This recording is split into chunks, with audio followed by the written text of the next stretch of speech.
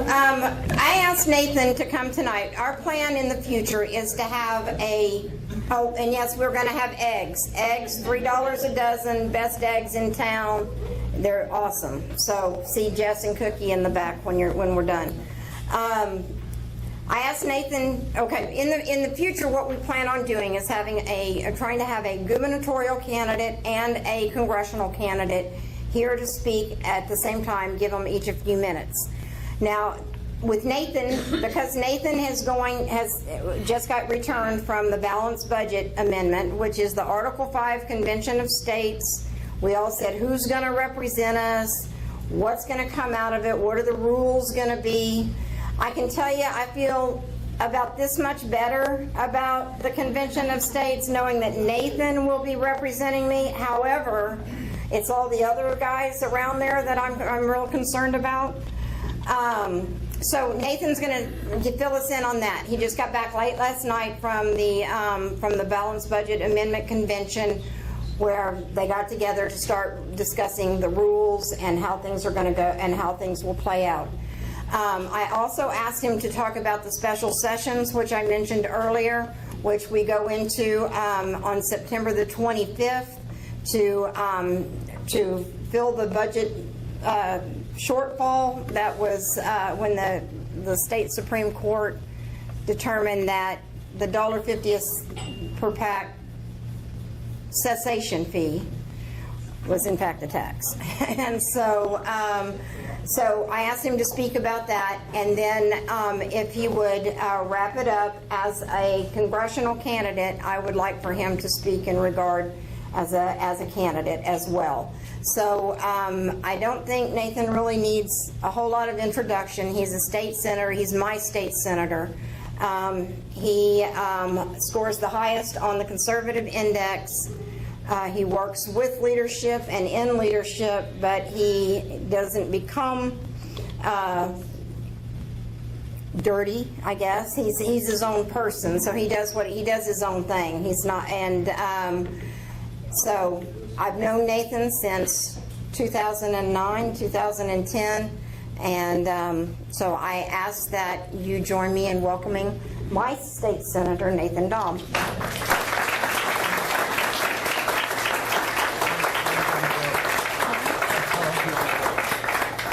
Until 7:45, 8 o'clock. What time is it? It's 7. Yeah. And I'll open it for questions if that's Okay, yeah, that's fine. Yeah, just send it over. Prefer I hold the mic, is that better? I know it's kind of cutting in and out a little bit too, but I'll try to deal with that a little. So I'll hit on each of those topics and then open it up for questions. Those of you that know me know I don't shy away from questions. I actually enjoy that, so be thinking of questions, because if you don't have any, I know Peggy will have some, and so we'll just go ahead and take the first question. Okay, so you don't have to worry about being the person to ask the first question. You'll get to ask the second one. But I'm trying to please have some questions in mind and be thinking about that. So I'll start with the Balanced Budget Amendment Task Force Pre-Convention Rules Planning Convention. It's a little bit of a mouthful, but that's what was going on in Arizona. Actually, it's still going on today, and I believe they wrapped up most of their work. They might do a few more things tomorrow, but I had to get back here for other meetings and to speak to you all tonight. So there's several different entities. There's the Convention of the States project. There's the Compact that is trying to have a Convention of the States. There's the Balanced Budget Task Force. So there's different entities. All of them are essentially operating within Article 5 of the Constitution, trying to get the states to force the federal government to adopt an amendment or certain amendments. The Balanced Budget Amendment Task Force is solely focused on the balanced budget. They're not dealing with term limits. They're not dealing with any of those other things. It is solely a balanced budget amendment process. So there's been several states that have passed resolutions calling for an Article 5 convention solely for the purpose of a balanced budget. The number did get up close to the 34 that was necessary, but then several states rescinded their numbers, so they need about 7 more states. I think they're up to 27 states now that actually do have an active resolution calling for an Article 5 solely for the purpose of balanced budget. Oklahoma is one of the states that did that. We passed that this year, and in that we had 7 commissioners that were supposed to go over there, 3 from the Senate, 3 from the House, and one jointly appointed by both the House and the Senate.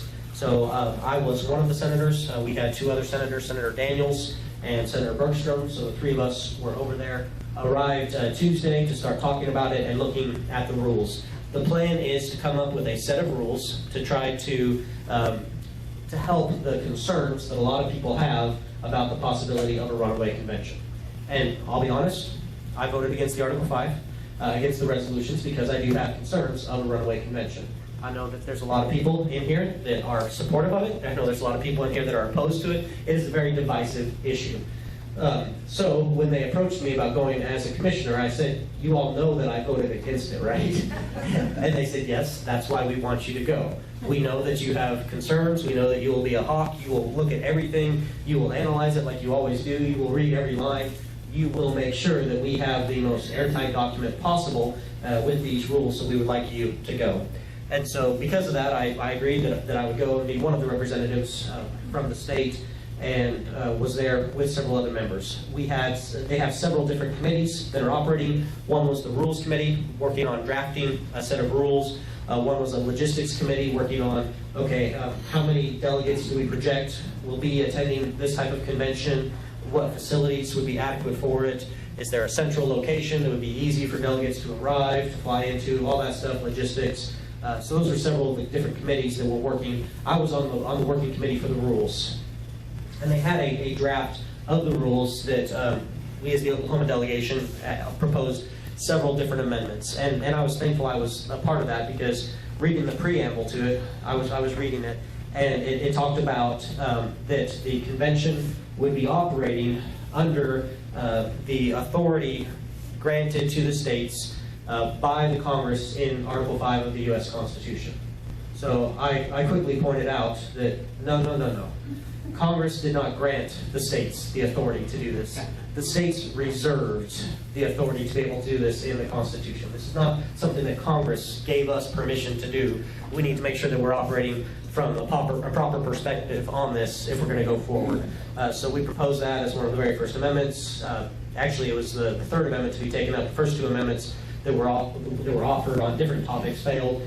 This was the first one that actually passed. It passed without any opposition. So hopefully that put a good start anyways, trying to help people to realize that if we're going to operate in this area, that we need to operate from a correct perspective, knowing that the states are the ones that would be running this, that this is not something that Congress has granted us authority to operate in. This is something that the states reserve the power to do. So I was there, I flew out Tuesday morning, 6 a.m., got there, we worked through most of the day. And then Wednesday, worked through most of the day as well, and then I flew back late last night. I will mention this a little bit more when I get back to it. Ken Cuccinelli actually spoke Tuesday night. For those of you who don't know, he was the Attorney General in Virginia, ran for governor of Virginia, and now he runs the Senate Conservatives Fund. He spoke a little bit on the federal debt and the out-of-control spending, and looked at it from more of a math perspective. He just kept saying it's a numbers game, it's a simple math problem, it's unsustainable, we can't keep spending ourselves into oblivion, especially when you realize that we are now $20 trillion in debt. This week we crossed the $20 trillion mark. And so something does need to be done. Let me ask you a quick question. How many of you think that Congress borrowing money and getting us in debt is constitutional? Nobody? Well, it is. Article 1, Section 8.2 says Congress has the authority to borrow money on the credit of the United States. It is entirely constitutional. The way they're doing it is not appropriate, it's not sustainable, but it is constitutional. They have the authority to borrow money on the credit of the United States. Now, printing money and using the Federal Reserve and some of those other things they do, that's not constitutional, but they do have a constitutional authority to borrow money. So if we want to change the way that they're going to borrow money, it's going to take a constitutional amendment. If we want to change the way that we budget and do a balanced budget, it would be great to follow, to have a constitutional amendment. I mean, that's something that could be done legislatively if we wanted to just have a balanced budget in statute, but it would be better to do that as an amendment. So while I do have concerns about Article 5, about the process, I am supportive of a balanced budget amendment, of limiting the debt. I'm supportive of term limits. I'm supportive of limiting the powers of the federal government. I'm supportive of all those measures, but I do still have concerns about the Article 5 process and how that would work.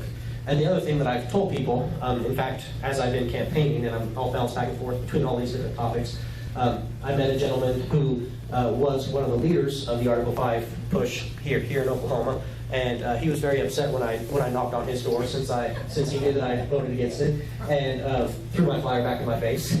And then we ended up talking and had about a 15-minute conversation, and by the end of it, I helped him to realize that Article 5 says that whatever comes out of an Article 5 convention, Congress then has the authority to send it either to the state legislatures to approve the amendment or not, or they can send it to conventions in the states. So Congress is the one that gets to decide what happens after the Article 5. If you look at the 18th Amendment and Prohibition, they sent it to the state legislatures because they didn't think that the state legislatures would vote in prohibition, and they did, and we had prohibition. And so when they went to repeal it, in Article 21, they said, or in the amendment to the 21st Amendment, they said, okay, we're not going to make the same mistake. We're going to send it to conventions in the states because we know that the people want their liquor back. So we're going to make sure that we get a three-part outcome of what we want. So instead they did that. So my point in that was, even though the states would be driving a lot of this, there's still congressional involvement with this on the front end and on the back end.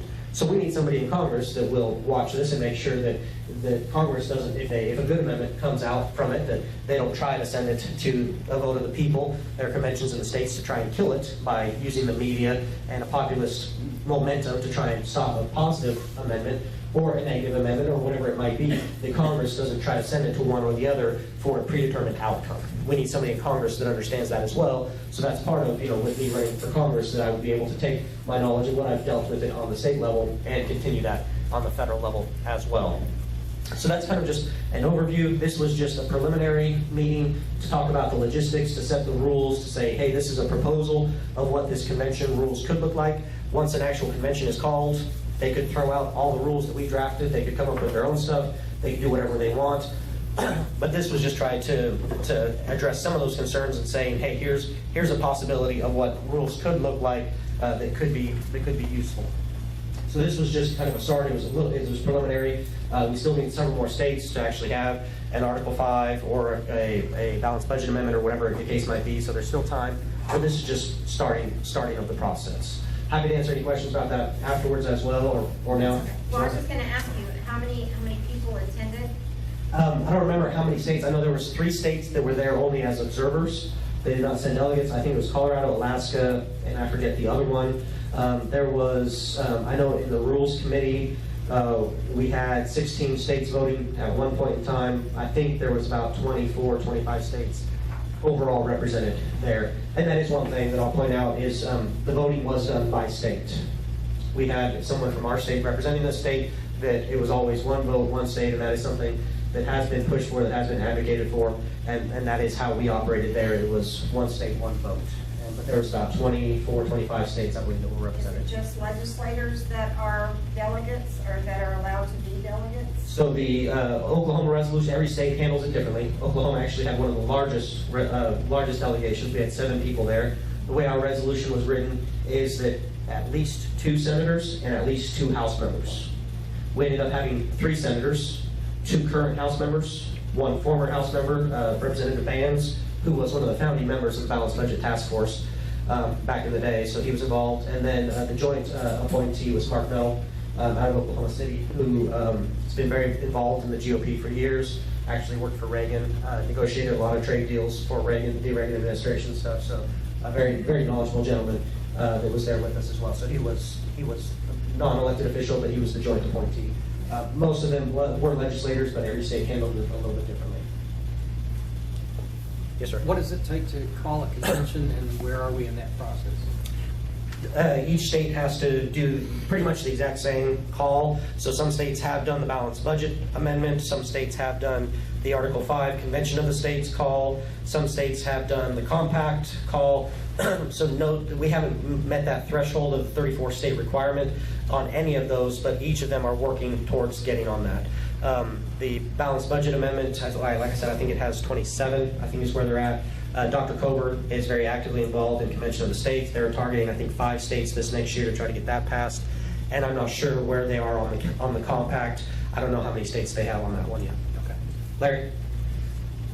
Based on the past history of when it hasn't really got close to actually calling a convention of constitutional convention under Article 5 very often, but I believe the last time was in the 1970s, and it's based on like the last history with that, when it looked like it didn't quite happen, but it looked like it was going to happen, and when it started looking serious like it was going to happen, Congress started authoring all sorts of bills. They were going to take over they made it very clear Congress was going to take over the process. You know, and so this process that y'all were doing somewhere at this meeting the other day, I think that's like wishful thinking maybe. That and when those who would like to would just be socialist Marxists just punching at the bit to have conservatives help them call a new federal constitutional convention. If and when that happens, one of the few details Article 5 gives is that if that convention is convened, it may propose amendments for all intents and purposes, not for any one intent, not for any one or more intents and purposes, like the pro Article 5 people try to allow people to form the impression that they can call a convention for just one or two or three purposes. It says that, and so that would go to the Supreme Court, and the Supreme Court would clearly have the legal authority there to approve that the convention could address all purposes. And how did the people who wanted to call this convention, how did they defend against that? So, excuse me. So two things in there. One, I know a lot of people pushing for this, especially on the Convention of the States. They believe that if they get close enough, it will scare Congress into submission, and they'll just pass the amendments themselves. Maybe so. I mean, during the Reagan administration, we were one vote away from a balanced budget amendment, and it failed. But it was almost done through the legislative process at one point in time. So that might be a possibility, but that could be extremely wishful thinking. I mean, I don't foresee Congress passing term limits and limiting themselves. Maybe they would do some sort of a balanced budget amendment, but that would take away their power too. So I don't foresee them doing that. Well, if they wanted to see the balanced budget amendments submitted to the states for approval, why would they have to be scared by someone to pass it if they really want it? Well, they don't really want it, but maybe if they're scared enough, they would do it. I'm just saying that's what I've heard from some of the leaders pushing from the organization, from the Convention of the States. That's what they're hoping, is basically they'll scare Congress straight into submission and doing that. On the other side of it, yes, that's one of the concerns that I've had, is that it does say amendments, even though our resolution says amendment and limits it to that. The Constitution makes it clear it says for amendments. And so that could open that up. I know several states have passed delegation limiting legislation to where if the delegate goes outside of their authority as a commissioner, as a delegate to the convention, if they work on anything besides a balanced budget, they could be recalled. One state, I think it was Wyoming, said it would be a felony that they would be guilty of. Some states are trying to put in those protections as well. But I can tell you this, I have had debates and discussions with some of the leaders of some of the organizations, and I asked exactly that about the Supreme Court. I said, just playing devil's advocate here, if it was me trying to be nefarious, what I would do is I would open it up and I would present a whole lot of different proposals, one of the amendments would be to expand the authority of the Supreme Court. And if you did that in a package deal, there's no way the Supreme Court is going to say, well, hey, you're granting us extra authority, we're going to throw out everything else. No, they would just accept it, and then the media and everybody else would push, well, the Supreme Court has spoken, this is now the law of the land. So that is a legitimate concern, and nobody has been able to adequately answer that question when I've asked it. Troy? The Con effort is very well organized and financed, and when you always look to follow the money, who's financing this? I haven't looked at it. I know the Convention of the States is more conservative organizations, but I know there are a lot of leftist organizations that are pushing for it, that want to see the same thing. They want an Article 5, they want a con because they want to limit election spending, or they do want to put more stipulations and regulations on the Second Amendment, or different things. They have outspoken and been outspoken in saying that they want some of those things. So this isn't just movement from the right. There are people on the left that are wanting to see something happen with it as well, and that's one of my reasons that I have concerns for it. So I can't say what's going to happen with it all. I do have concerns. I just kind of wanted to tell you what happened here in Arizona, it was all very preliminary. This is still a couple of years down the road before we move forward with it, but it is something to watch and pay attention to because they are gaining momentum. There are forces out there that are trying to work on it and push it forward. Larry? Does anyone actually believe that there are 38 states whose legislatures truly want to limit federal borrowing? I mean, when you look at the map, just geography, the central issue here is geography. If you look at the map, start at either corner of the country, any corner of the country, and you try to find 38 states that would want to limit federal borrowing. They're not there. To pass up to this 38 states would have to. Let's go to the next, and then. Okay, we can come back to that. Anybody has any further questions, then we'll let them know. All right, so next topic would be special session. The governor has called for a special session on Monday, September 25th.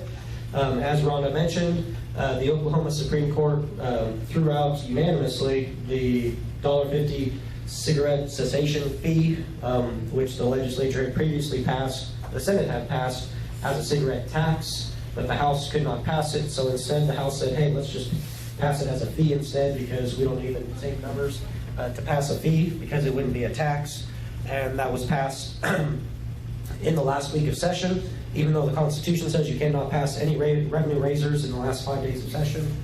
It was passed in those last 5 days, and instead of calling it a tax, they called it a fee. Excuse me, I have a little bit here. And let me just forewarn you, I'm not shaking hands. When you all come up, I don't think I'm contagious. I think I'm just worn down after burning the candle at both ends and in the middle and everywhere in between. When the bill was, I remember when the bill came up because somebody asked me, they said, well, how are you planning on voting on this? And I said, obviously no. And I kind of laughed. And they said, why obviously? I said, it's unconstitutional. I mean, it's blatantly unconstitutional.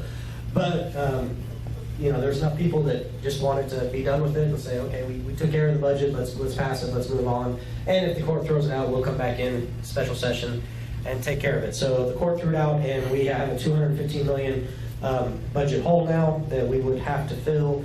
And negotiations are ongoing between the House and the Senate.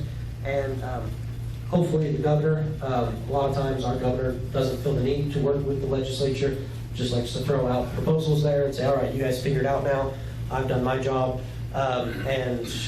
So hopefully we will have a resolution before special session, because if we don't, and we just go in on the 25th and say, okay, there's no deal reached and we adjourn, then she's just going to call another one and another one until we have a deal, until we resolve it.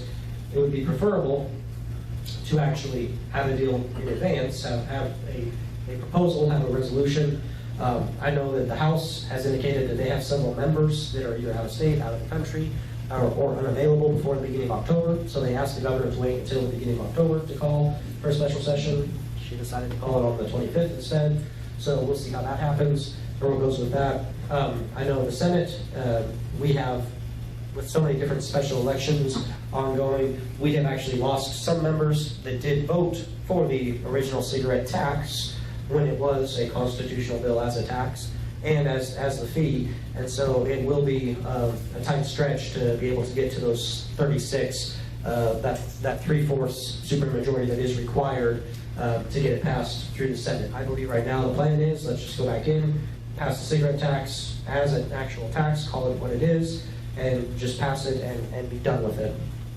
I don't know that that's going to happen. I did hear today that the governor is still wanting to push her fees on 160 new services, and basically sales tax on services. That's her plan, is to continue to push for that.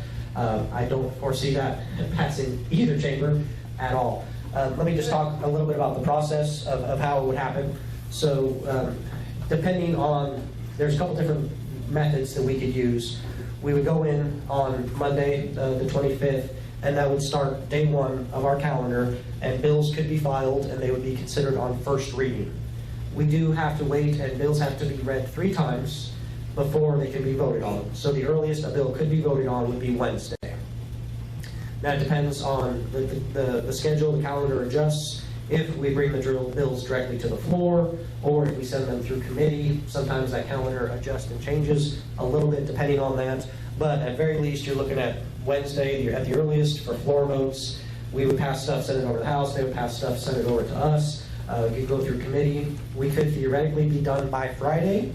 However, if we pass any tax increases, according to our state question that says that you cannot pass any bills the last 5 days of session, we would have to have 5 more days of session. So if we pass it on Friday, we would have to have 5 more days of session, which generally means we would just come in, get a quorum, adjourn that full next week, just to be able to pass that.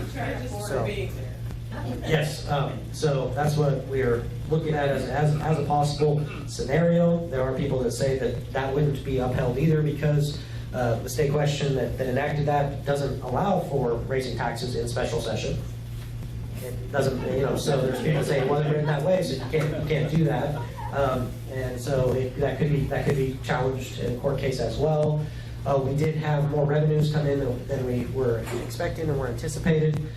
So I know there's some people that the House is saying, well, let's just weather it out and see, if some of the agencies can just make their own cuts until we go into February, and then if we get more revenue that has come in, we can backfill them at the beginning of February.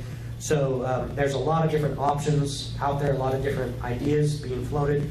I personally think that if we do any sort of, not revenue raisers, but adjustments, if we eliminate any sort of tax credits or rebates or any of those, if we defer any of that stuff, any of those payments, do anything with any of that money, that would be one option. But I think no matter what we do, we need to have some targeted cuts, because Oklahoma government is bloated. And as much as the different agencies want to say, well, we've taken so many cuts over the years, they have taken cuts, but they've cut programs, they've cut services. They haven't cut their bureaucracy, they haven't cut their overhead, they haven't cut the necessary areas that in businesses, that's where you would have to cut. So when people have talked to me about taxes, when they talk about raising, even like, say, raising the gasoline tax, we are the lowest in the nation. I think that's a good thing. We could still raise the gasoline tax 2 or 3 cents and be the lowest in the region, but I don't think we need to do that when we haven't when we haven't had targeted cuts. So when people ask me about, would I vote for raising taxes, my response is, have we cut everywhere that should be cut first? Have we consolidated agencies? Have we eliminated agencies that are unnecessary? We should focus on all those things that we were elected to do. We all campaigned on that. So why all of a sudden, when we have the opportunity, when we're $1 billion short, do we say, instead of making those cuts, yes, some people might get upset, but we weren't elected to, I'm sorry, if you expect to be elected and make everybody happy, that's just not reality. That's just not a possibility. I have 70,000 constituents. They don't all agree on everything. 70,000 constituents means I probably have 80,000 different opinions, because some of them will have more than one opinion on one topic. So, I mean, it's just impossible to do what everybody wants all the time. And if you expect to do that, that's just not reality. So what our obligation is to first and foremost uphold our oath to the Constitution. And we failed by passing an unconstitutional measure, but that should be our first priority. But then outside of that, we need to look at things through the lens of, is it proper? Is it right? Is this a core function of government? On the state level, yes, there's a whole lot more than the state level can do than on the federal level. On the federal level, it's easy. It's Article 1, Section 8. If it's outside of that, it's a no. On the state level, there's a whole lot more things that are in our Constitution that we have to deal with. For instance, we have a Department of Mines in our Oklahoma State Constitution. One of the functions of the state Senate is we have to carry executive nominations. So the governor, whoever the governor is, they appoint certain people to different positions in these different boards and commissions. You all have heard about these, right? The 500 ABCs. Amanda is very versed in that. I know Ron is. I'm sure you all are as well. We have over 500 of these authorities, boards, commissions, trusts in the state of Oklahoma. Well, we have different people that serve on those boards, usually around 7, some of them 9, some of them more. The governor appoints a lot of those positions, but it's up to the Senate to confirm the people in those positions. Similar to on the federal level, there's executive appointments like Bridenstine that have to be confirmed by the Senate. So we have to carry those confirmations. Well, one of the directors of the Board of Mines, or one of the board members, was a constituent of mine. Governor Fallon appointed him to serve on the commission, the mining commission. So I carried his nomination before the committee. We passed him, and then passed him off the Senate floor. Now, I vote no on a lot of the different boards and commissions, and a lot of commissioners, a lot of people appointed to different positions. I vote no on them. So somebody came over to me and they said, how in the world can you, who votes no on other commissioners, how can you carry the nomination for a commissioner? I said, simple. It's constitutional. It is in the Oklahoma Constitution that we have a Board of Mines. I personally disagree with that. I don't think we need to have the Board of Mines in our state constitution, especially in this day and age. I don't think that this needs to be a constitutional function of government, but it's in there, and I swore an oath to uphold the Constitution. So because we have that, yes, I'm going to carry the nomination for this commissioner. It's as simple as that. Granted, this person didn't know that we had the Board of Mines in the Oklahoma Constitution. even though they're a legislator, they did not read the state constitution, because far be it anyone would read the state constitution. So, all that being said, I feel like there's a lot of things that we could do, that we need to do, including rewriting our state constitution, because there are these different agencies and commissions and stuff that are unnecessary, but they are constitutional. The only way we're going to get rid of them is to rewrite our state constitution, but there's plenty of other ones that are not constitutional that we can eliminate, that we can consolidate, that we can merge, that we can trim, we can do all those things, and so I think we should do that before we just vote more tax increases on the backs of the taxpayers. So I like Rhonda's idea about the buttons with the taxpayers when you guys come up there. You probably saw that Mike Schultz put out this yesterday afternoon, and I want your opinion on it, where he says that it's clear to the Senate that the best path forward is to pass a $1.50 cigarette tax increase. The Senate passed a cigarette tax during the regular session, and they're ready to move on it again if the House can send one our way. I think that a lot of the senators would agree with that and say that, yes, we passed it before. We didn't just pass a cigarette tax increase. We passed a package that had the gasoline tax, had a couple of things doing away with some tax rebates and incentives for some of the energy industry, and I forget what the fourth thing was in there, but there was 4 different things in it that actually totaled about $600 million of recurring revenue in the future, because it was doing away with tax credits, so it would be going out. It was bringing in the cigarette tax, it was bringing in gasoline and diesel taxes, bringing in all those things, and the Senate did pass that. But like I said, we need 36 members to do that. I don't know that with some of our members being gone and with the special elections taking place, that we will be able to get to that number without the Democrats' help. The House was never able to do that because they at most had 71 Republicans, so even if every single Republican voted for it, they need 76 to pass it, so they would have had to get 5 Democrats over on the House side to support it. And that's where Inman stepped in, and his run for governor was using it as a bowling pulpit to try and get other things out of it. So that's why he's putting the emphasis on the House. If the House passes it, I'm sure that the Senate probably would pass it. If nothing else, I think the Senate Democrats would be supportive of it this time because they don't want the Senate Democrats. I will be honest; they're actually usually pretty good to work with. They're not like Inman or the House Democrats. So if you get this one thing passed, it sounds like he thinks that's all you need. That would fill the budget hole. I will say this: we had different proposals for the cigarette tax, the cessation fee, and every time they reran the numbers, it would increase in how much revenue it would bring in, which I find kind of to be very oxymoronic, because I don't know how, if you're incentivizing people to stop smoking, how you're going to increase revenues when you're trying to get them to stop buying cigarettes. I don't know how that math works out other than in government, but somehow they were saying that it would. And so every time the numbers went up, and that's why I was saying, in the end of the day, what I can foresee more likely happening is maybe a 75-cent cigarette tax passing, and then 100-some million in cuts. Senator, That's what I can see. Okay, why so- don't you just take the tobacco tax and the fuel tax to zero and not talk about the renewable green energy that's coming in from all over the place and tax abortion? Man, you can stick 50%, 100% on that. On that. And maybe it might discourage them from having it because our ethics. just aren't doing it. No, we actually have had that idea of increasing costs and actually taxing abortion services and all those This things. will always happen. There was one state, I forget which one, that did that, and it was thrown out. That's not to say we can't try that. I'd have to remember which state it was, but I remember that idea was floated out there, and we did talk to some people about that. And But I did some think research on abortion's it. worse than smoking cigarettes. Oh, sure. Kills a lot of women. I'm pretty sure everybody in here would agree on that. Thank you. I'd be curious to know what the cigarette tax is in Kansas, Missouri, and Arkansas, because what I can see, sure, you can raise the tax to whatever, people will be sending caravans across the state lines. And Bringing it back. And that's absolutely right. All of the border counties and everything, people will just cross the state lines and they'll go buy their cigarette taxes over there, or go to the smoke shops and buy them there, because the Indians with their compacts, the Native Americans and their compacts, they don't have the same deals that we have, and unless we open those, They still have to charge the tax, but they get a they get rebate back. it remitted back. Right, they get it Yeah. back, so that's, I mean, because I was wondering how that worked, and then when I realized that, yes, they charge it, but then they get the money back. But then they get it back, so it's more of an incentive for them to advertise and try to get more business off of that. Tom, did you have a question?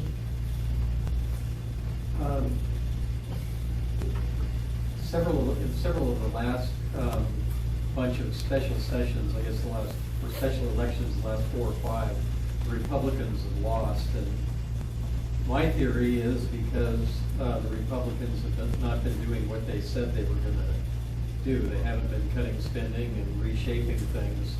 And but anyway, I don't know what your perspective is. You're out there a lot more. What in the legislature, why do people think that we're losing these special elections? We've had a little bit of conversation about that, not as much down at the Capitol, because we don't campaign and discuss, elections and stuff at the Capitol. So usually it's more in small groups individually discussing it. I do agree. I believe it is a little bit of a backlash on the Republicans for some of the things that we are doing. With several of the special elections that we have lost, it was with different situations. And most people will tell you, if you look through history, either party, when somebody resigns because of sexual allegation or something like that, it's really hard for the party that did have that seat to maintain that seat. So part of it is that, like for instance, with Representative Brumbaugh's district, that was because of an untimely death, and that's a strongly Republican district. I don't foresee the Democrat winning that. And if you look at some of the other ones, if you look at House District 75, the Kirby seat, Karen Gaddis had just ran for that previously, so she had more name ID as the Democrat. It's not a strongly Republican district, it is, but it's still kind of tighter margins. We should have focused a little bit more on reaching out to the independents and Democrats in that general election than we did. The party didn't really step in and help too much with that race. So I think it's kind of a perfect storm of a bunch of different things with a few of those races. With the Senate seats down in Oklahoma City, I don't foresee the Republicans losing those. I think we should be able to maintain those and win those.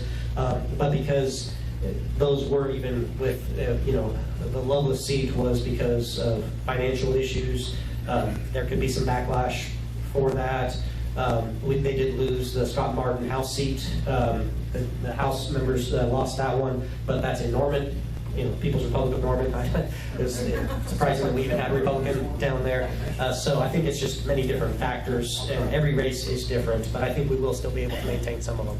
And like Senator Shorty's seat, obviously, with the things that he has been charged with, and that district was like 30% Republican, 70% Democrat. So that would have been a hard win anyways, and even in that, I think the Republican candidate was like 500 votes short of winning that. So all those things combined, that can be a little bit of a challenge. Hey. You're also saying Miss Gaddis was a retired teacher, was she not? Yes. And if the teachers are coming out strong and running for office and they're organizing.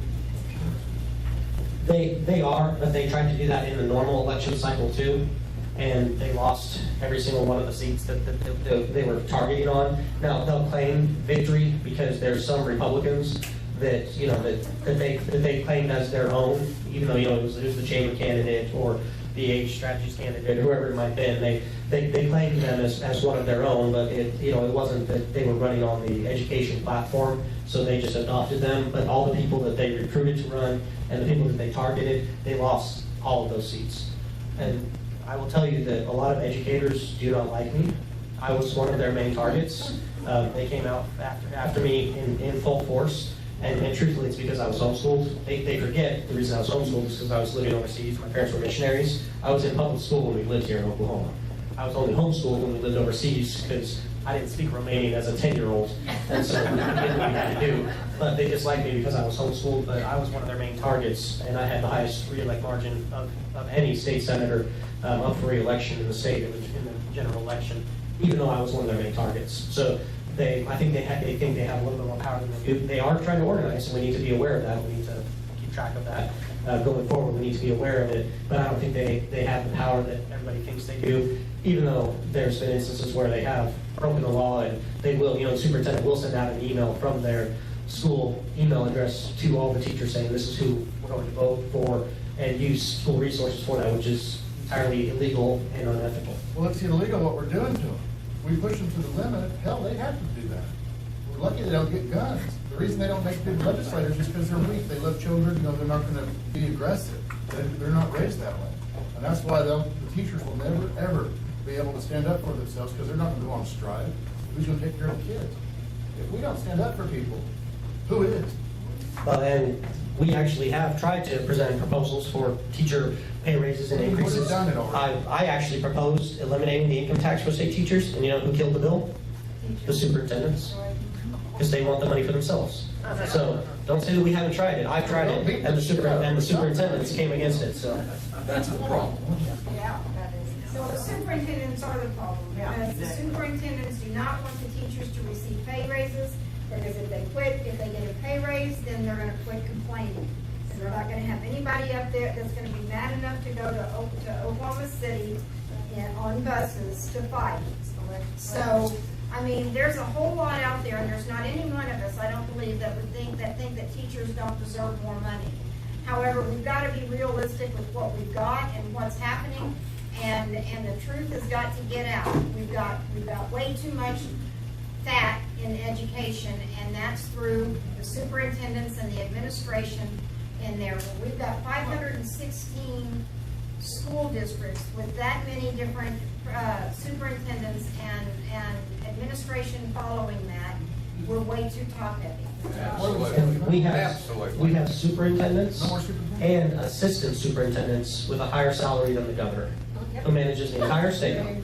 Now, you can maybe make a case for the superintendents, because, you know, they're comparable to CEOs in large organizations, but an assistant superintendent, what is the purpose for the assistant superintendent getting paid more than the governor when the superintendents are being paid more than that? Peggy?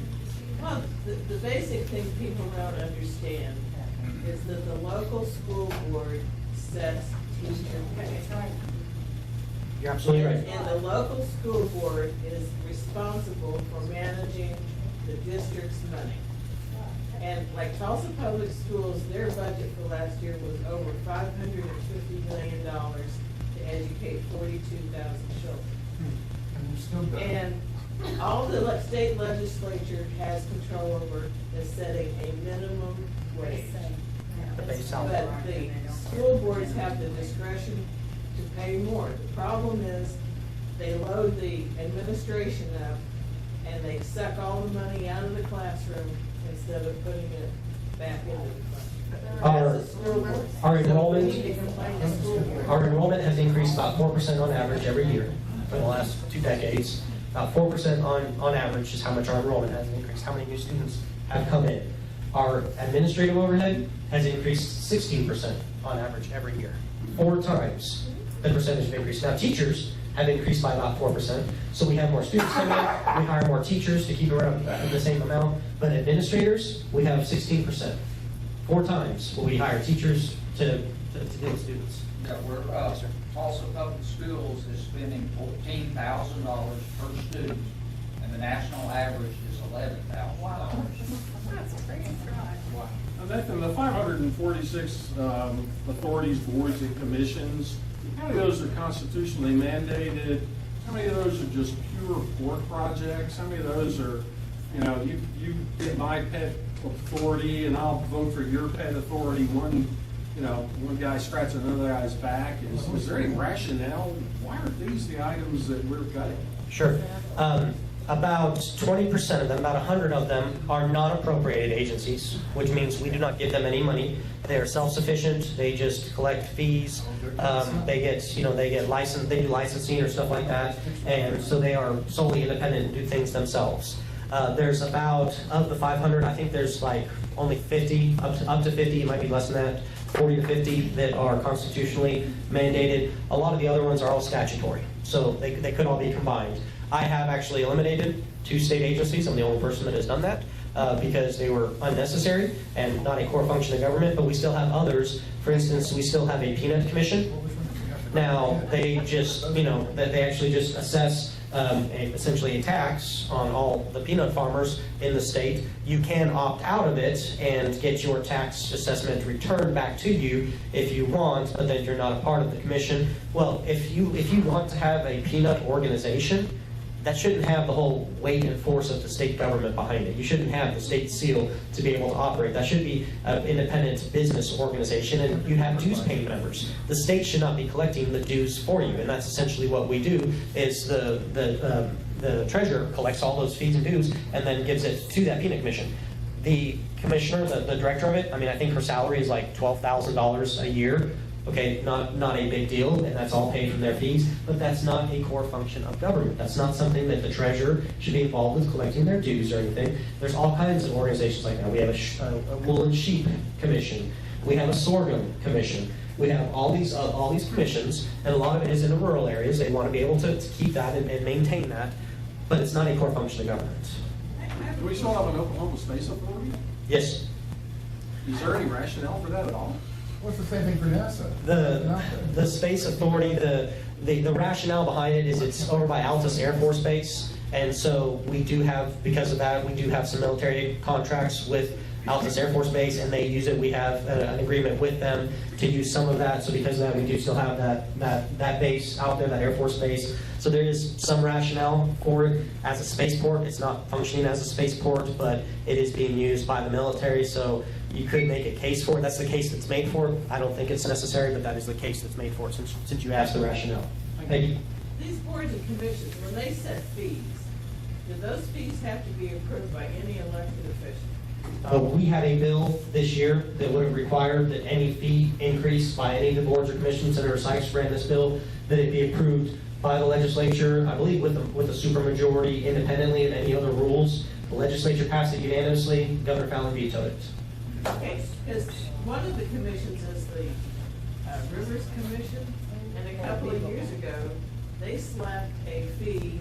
If you want to float on your own inner tube down the Illinois River, you have to pay $35 for a sticker for your inner tube. Boy, they're learning from Oklahoma just right. Where do you think they learned all that? What about nurses? I've met so many nurses that, for whatever reason, they get their license taken away or suspended because they owe tax money. I said, honey, when I get in there, you're not going to have that. They shouldn't be able to suspend your medical license because you owe money. You're a critical care nurse and you're working in the deli. That's bullshit. Well, and that's all. And the DEA and all that. It's just ridiculous. One of the problems with it is most of these boards and commissions operate solely independently. They have their own administrative law judges. So if you do have an issue with them, you go before a judge that is paid by the commission to make a ruling. You can't appeal it, but they basically are the executive, the legislative, and the judicial branch all in one, because they write their own rules, they write their own fees, they do all that independently of any oversight. So that's one reason why I've been working to try and bring some oversight on some of those things. Yes, ma'am. And the Oklahoma Turnpike Authority would be one of those entities. Correct, and I ran a bill this year that would have required that the Turnpike Authority could not issue any bonds or raise any fees without legislative approval. I got 2 yes votes in committee and 12 no votes. Why don't we just eliminate the turnpike? How would they give the money back to the person when they come through it? Those little towns are just pissed off if they even exist anymore. All that money either goes to Tulsa or Oklahoma City, and that's not fair either. I think there's a good majority of candidates talking about that. As long as a board authority commission owes money, they exist. Well, cancel their debt. You cannot put them out of business as long as they owe money. Why don't we just forget on their debt because they're And killing here's people? the deal. Several years ago, Tulsa City paid off their trash energy plan. And Montino and Medlock tried to decommission the trash commission because the bond was paid for. And what did they do? They immediately ran out and borrowed $15 million to give everybody a new trash can. Just to stay in business. Well, you And never this is tell what- the truth when a good lie will do. You think they're giving up a revenue source? No, you gotta slap it out of them. Well, you can't, it's not that simple, is what Well, I'm you saying. get enough people with guns and, I don't know, but you just You're gonna have to change the Well, basic. something, I don't know. You're gonna have to Let's- change the okay, state wait. law. You gotta get a little militant. Let's move on to. People are dying. Let's Damn. move, Casey, hang on. And I will introduce you and give you a moment to speak. And just at the end. No, I will introduce him and give him a moment to speak. But now let's move on to your congressional race. All right, and happy to answer questions on this too. As I'm sure most of you know, Congressman Reinstein had initially said that he wasn't going to be seeking re-election anyways. He was keeping his term limits pledge, but he was just appointed as director of NASA by Trump, so he still has to be confirmed by the Senate. And once that happens, once he is confirmed by the Senate, he will resign that seat, and it will trigger a special election for that. Potentially within 60 days after his resignation, so it will happen very quickly.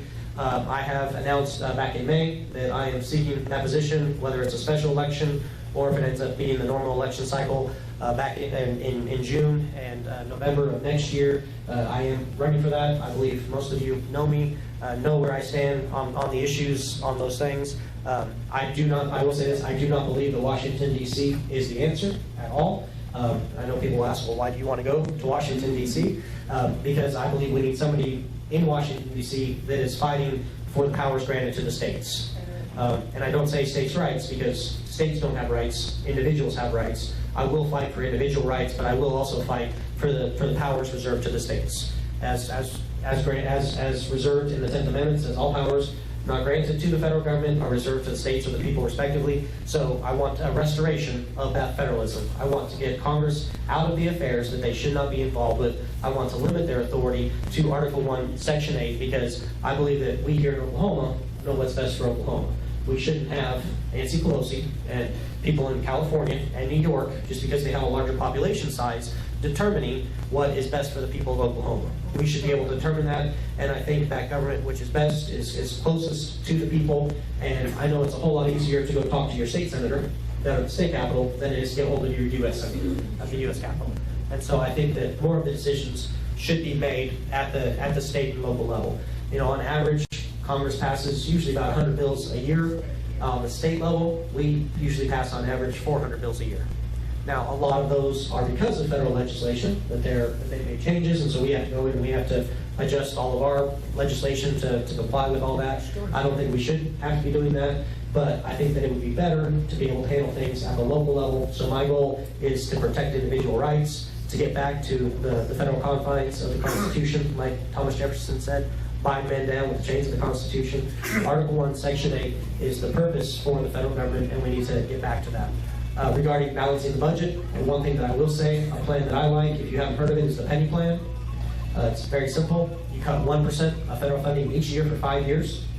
And then on the 6th year, you would actually have a balanced budget if you did that. And on the 6th year, you capped the federal budget at a percentage. Their percentage was 16% of GDP. I don't know if that's the magic number or not. But as GDP grows, as the economy grows and expands, well, then the budget could grow and expand to keep track of that, to maintain the services that are necessary.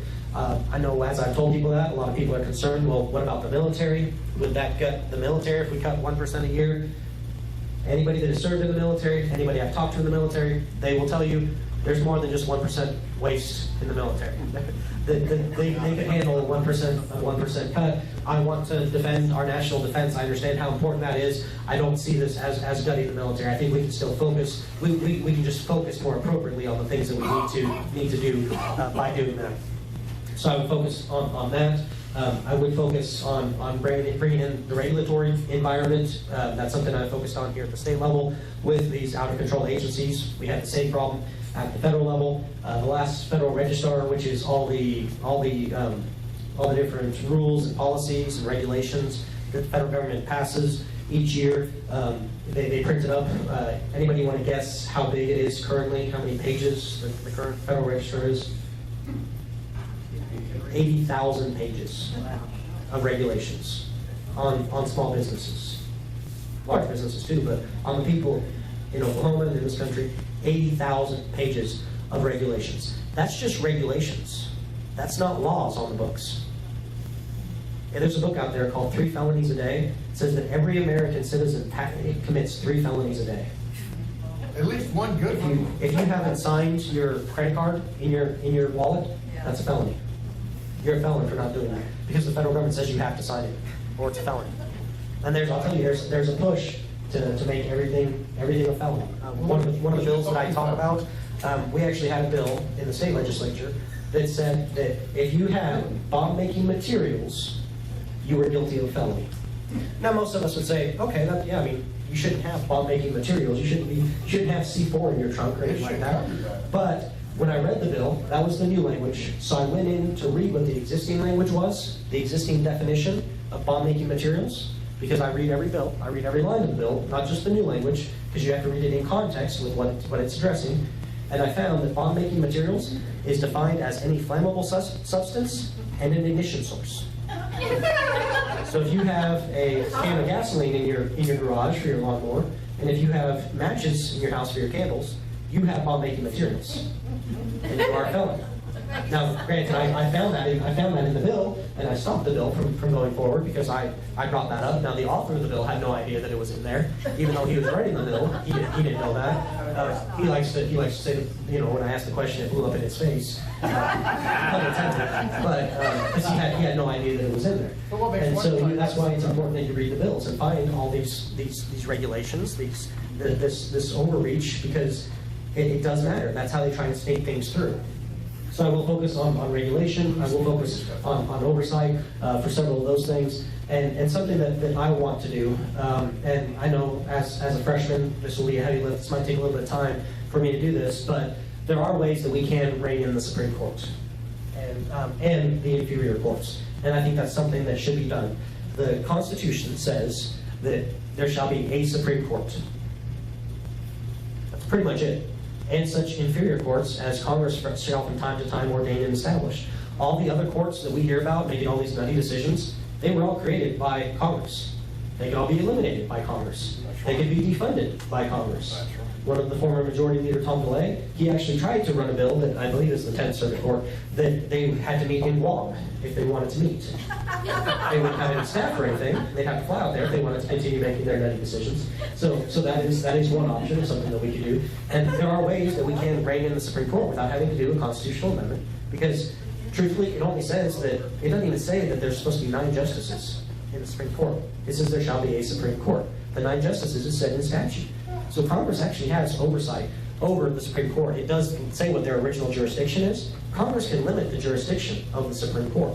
They can say, hey, you're not allowed to be involved in decisions, in any pro-life decision or abortion decision anymore. That's right. That's not your prerogative, that's not your authority, you don't get to be involved in that anymore. Congress can do that at a moment's notice if they wanted to.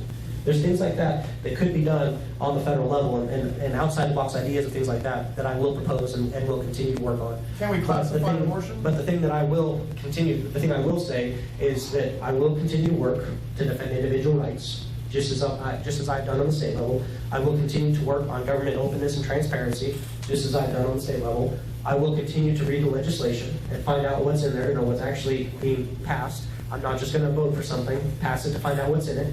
I haven't done that, and I won't start doing that. I will work hard for you, harder than anybody else. You all know that. I will be diligent in everything that I have done. The thing that I think a lot of people are concerned about is everybody runs as conservative, everybody runs as pro-life, they all run as pro-Second Amendment, they all run as Christian, businessmen, all those things. But then once they get in office, for some reason they don't vote that way. We've seen it time and time and time again. I have voted that way consistently. I've proven that I will continue to do that. Yes, sir. Have you had a chance to look at Senator Tom Colburn's book, The Black Book? Which book? Black book. The one where you list all the waste. Oh, the waste book, yes. And we've talked about doing that on the state level as well. Myself and one of the other senators have looked at doing that of some of the waste and everything that's on the state level. But yeah, he did a great job with that. Senator Langford kind of picked that up a little bit. He calls it federal fumbles with his version of it. So there's all kinds of things in that. I heard Congressman Congressman Joe Buck. He was talking about this, and there's actually, I think it's $500 billion worth of the federal budget that is on autopilot. They keep spending money on programs that have expired. The programs have expired, but they keep spending money on it. One example he gives is the Endangered Species Act that expired back in the early 80s. They keep spending money on it. He's not saying that we need to eliminate that, but he does point out that 8 of the endangered species on the list are no longer endangered or no longer exist. And so there's things like that's just one example, but there's so many examples of things like that.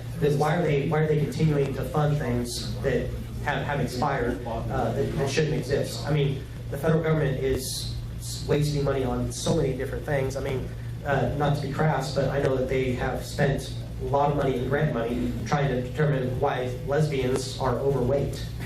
Why in the world are we getting grant money for things like that? I mean, come on, that's not a core function of government, especially in the federal government. Well, I mean, there's so many different examples like that. And I mean, talking kind of on that same topic with Oklahoma state government, when we had higher education come in, they were talking about how they couldn't sustain any cuts because if they had to cut up to 3%, it would be pretty much unsustainable. 5% would be astronomical. So I asked them how many, because they said 5% cuts, they'd have to eliminate 200 courses. So I asked them, how many courses do you offer in the state? It's 5% at 200 courses, is that comparable? You're saying you offer about 4,000 courses? Is that what it is, or what? And he said, no, I don't know exactly how many it is. I said, well, can you ballpark it for me? Is it 3,000, 4,000? He said, no, it's probably closer to 30,000 courses. But what are they? But they offer over 45,000 courses in the state of Oklahoma. And But what were the courses? Some of them are unnecessary courses, like lesbian literature of the 18th century. I mean, I don't know how you would use that in a degree. And I mean, there's all kinds of things like that that is just a total waste of government, of taxpayer dollars. And I'll close with this, and I might be happy to answer questions, but I remember one time, I think it was my first year up there. I think it was my freshman year. We were talking about spending some money in the budget, and our chair of appropriations was talking about it, and he was saying these are not taxpayer dollars, because he was talking about using money from the unclaimed property fund. He said these are not taxpayer dollars. He kept saying that again. These are not taxpayer dollars, not taxpayer dollars. So finally, I got up and I asked. I was like, you keep saying these are not taxpayer dollars. Are we using Canadian dollars? Because as far as I know, every dollar is a taxpayer dollar. That's where all the money comes from. It comes from the taxpayers. And we can't lose sight of that. And I had one member that every time he'd see me, he'd just walk by and he'd say, Canadian dollars. and he'd laugh, but it drives the point across. Every dollar is a taxpayer dollar. It ultimately is on the state level and on the federal level. Whether it's borrowed from China, printed by the Federal Reserve, ultimately it's a taxpayer dollar because the taxpayers are the ones that are on the hook for it. So we have to get our spending under control at the federal level, and that is something that I'm committed to doing. That's why I went to the Balanced Budget Convention over there, because I do agree that we need to do something. There are many things that we can do. That is one option, but those are several things that I'm working on and I will continue to work on. I do encourage you to come down on the 25th, if you can, to remind the other legislators that they are all taxpayer dollars, no matter what they think. It's not just a fee, it's not just a tax, it is taxpayer dollars. So please come down there and do that. Rhonda, how are we doing on time? Do I have time for? We got time for a few questions. And 8 o'clock. Stacy. Okay, yes ma'am. You mentioned that there are about 400 bills passed each year. Mm-hmm. How many existing bills are eliminated as a result of that? Or amended? Very few. I've actually, since I've been into that, something else I focused on is repealing bills. At last count, I think I've repealed over 180 laws. That's something that I have focused on. I know Representative Murphy over in the House has done that as well. Representative Cleveland, I've worked with both of them. Initially, when I first started doing that, I will tell you that most of the other members were kind of wary and concerned, like, wait, what are we getting rid of? Why are we getting rid of this? But over time, they've become more accustomed to it, and that was my goal, to get them used to the concept of, hey, we can get rid of bills and laws instead of adding new laws continually. So trying to get that mindset, and actually people have become more adjusted to that. So hopefully we'll be able to continue to do that. But on average, we actually have filed usually about 12 to 1,500 bills, and then 400 of them or so make it all the way through the process. Does anybody have any other questions? Good question. What All are we right. gonna do if you leave Oklahoma City? We need Senator Daniels, I've had a lot of conversations with her. I will tell you, I am very pleased to have her in the state senate. She is somebody that I've been working with very closely, and somebody that I feel like I can pass the baton off to. She does her research. She is strongly conservative. Where is she? She's in Bartlesville, Senator Daniels. And so she's somebody that I feel like I could really work with. Senator Newhouse, I know he's deployed overseas right now, but he's somebody else that I will work with.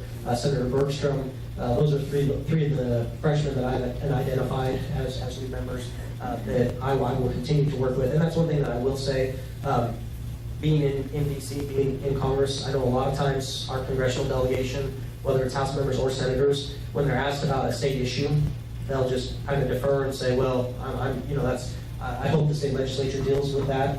I don't intend to do that. I intend to voice my concern as a citizen of the state of Oklahoma, because I'm not going to be living in D.C. I'm going to be working in D.C., but I'm not going to be living there. I'm going to continue to stay involved in the process. I'm going to be involved in primaries, helping conservatives get elected. I understand how important it is on the state level. If I'm wanting to send the power back to the states, from D.C. back to states, that means we have to have good people in the state legislature. So I'm not just going to give up my involvement in the state legislature and say, okay, now my focus is just on D.C. No, I'm going to continue to stay involved in that and focus on that. So I will continue to be involved, and I'm sure that there will be people that, even Brian O'Hara now, I know Nicole for that, and she would have been good in that, and I appreciate her being willing to run again. I'll tell you, I did not win my first race. But I stayed involved, and I ran again, and I won the second time. And that's what you have to do. You have to stay involved, come to organizations like this, learn the process, learn these things. But I will work with Brian as much as he's willing to listen. But I'm sure with him and Julie and some of these other people, I'll be getting text messages like saying, hey, could you look at this bill real quick and give me your assessment, and I'll be happy to do that as much as I can. I will stay involved. I'll close with this real quick. I do have some materials over on the table, but I do have two things that I will point out. We do have bumper stickers, if you wouldn't mind grabbing one of those and putting it on your car, so you would be a billboard driving around town. And then also, this is something that I started doing a while back. It's a little magnet that you could put on your fridge. It says that you pledge to pray for me one day a week. You pick the day, whatever day works best for you, to keep me in your prayers, because I truly do believe that prayer changes things. I can tell you that there have been things that we have accomplished at the state level, state capitol, the bills that I have been passed, that only happened because people were praying, and that's the only reason, because without God's help, it wouldn't have been accomplished. So I would ask for your prayers. I would ask for your support. The election will come up quickly. Can I ask for donations? Whatever. If you are willing, even every $5, $10 adds up. So if you haven't donated to our campaign, we have donation envelopes over there as well. Whatever you can do to support, I would appreciate that. But at the very least, please keep me in your prayers, because I do value that and cherish that. And as I continue to go forward, I am going to rely on God's grace and strength in this. I'm doing everything I can in the natural, but I know it's not just up to me. So I appreciate that. Thank you all for coming out. I know your time is valuable, so thank you for giving me part of your time.